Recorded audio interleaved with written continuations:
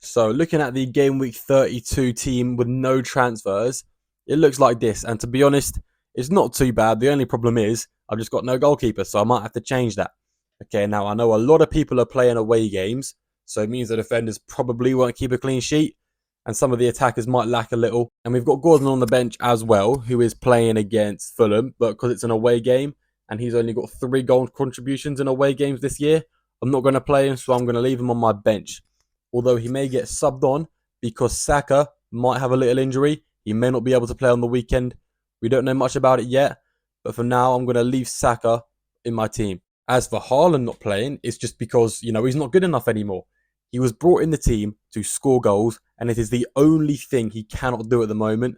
I don't know what's going on with him.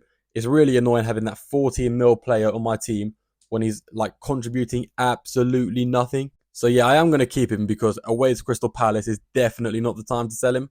I'll be honest, that's just going to be a silly idea. I know Bailey's not been great recently, but he's the only one playing a home game and he loves the home game most of the time.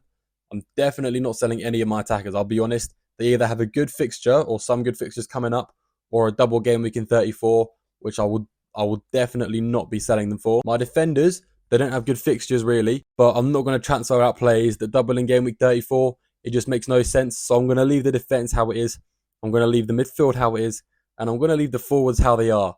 Because I've got one free transfer at 0.9 mil in the bank. And there is only one guy on my team that needs to get transferred out. Although out of spite, I may just transfer out Turner instead. It will lose me 0.4 mil. But why did he choose to get a yellow card the 1 week my keeper's injured? I mean, mouthing off on the bench.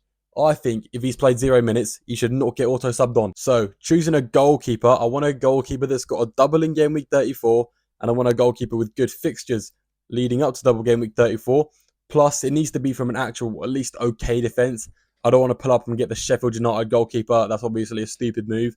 Despite their fixtures not being awful, they themselves are incredibly awful. So, yeah. The only potential options I see that would be good in double game week 34 is Jose Sarr, Jordan Pickford, and the Crystal Palace goalkeeper, who I think is probably Dean Henderson at the moment. I don't think Johnston's in anymore. And now I know on paper a Liverpool goalkeeper or a Bournemouth goalkeeper isn't too bad, but I don't want to double up on the Bournemouth defence. I know some people have, but it's not for me.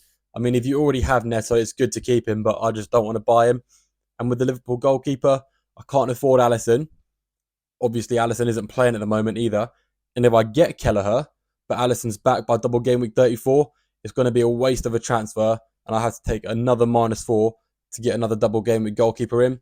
So that's why I'm sticking with Pickford or Henderson or Jose Sarr. Now, here are their fixtures leading up to double game week 34 and double game week 34 itself. Obviously, at this moment, Dean Henderson has been cut out. I am not bringing him in ahead of Liverpool and Man City.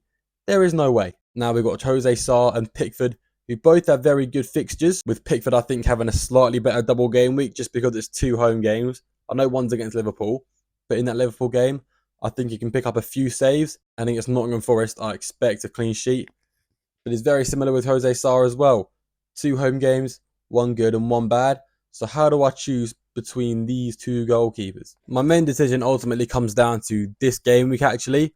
Pickford probably has the most likely clean sheet of all fixtures possible, which is playing Burnley at home.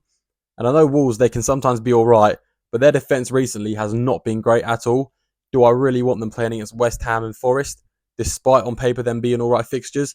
I don't think it's a Wolves clean sheet. Whereas Pickford, I can see him maybe picking up 1 against Burnley and maybe 1 against Forest as well. And since Everton faced more shots, he could be picking up those save points and bonus points if a clean sheet does present itself. That's why I think I'm going to go with Jordan Pickford. Also, let's not forget, Everton do have some of the most clean sheets this year as well. But if you're in a similar position to me and you think Jose Sarr is a better option, feel free to go for it. It's really just, it could easily be a coin toss. I just believe that Pickford will be the better option across these next few game weeks. So, with that transfer being made, this is how the team looks. It looks very good. I'm happy with it. I know it's a lot of away games, like I said, but I think a lot of people are going to be going through a similar situation as me. It's just a lot of the popular teams and a lot of popular players do play away this game week. It's how it is. The main thing that's going to be difficult for me to decide is captaincy. And there are 3 options that are coming to me right now, okay? Salah, Saka, and Foden.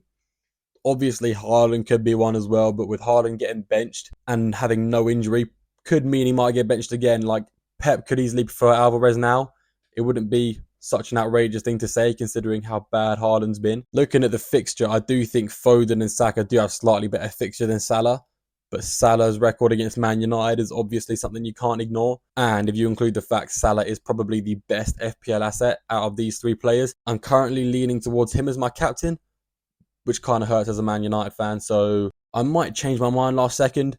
I'll upload my team on Instagram at the deadline if there are any changes, or I'll probably just do it anyway. So if you are interested, you can go there. But right now, I'm set on Salah captaincy. Actually, in fact, I want you guys to help me. What do you think my captain should be? Because I honestly have no idea, and I could really use the help. But yeah, anyway, guys, this is my Game Week 32 team. Thank you very much for watching. Let me know if you would have done anything differently.